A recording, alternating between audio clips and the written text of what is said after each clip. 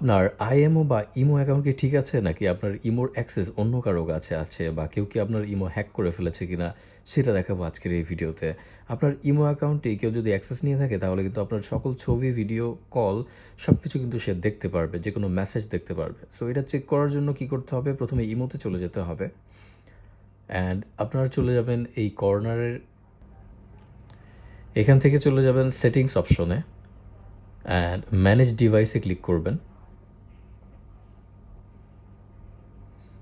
এখানে যদি আপনি অনলাইন ডিভাইস ২-৩টা দেখতে পান আর আপনার যদি ফোন একটাই হয়ে থাকে সেক্ষেত্রে বুঝে নিবেন যে আপনার এই ইমো অ্যাকাউন্টটা অন্য কারো অ্যাক্সেসে আছে।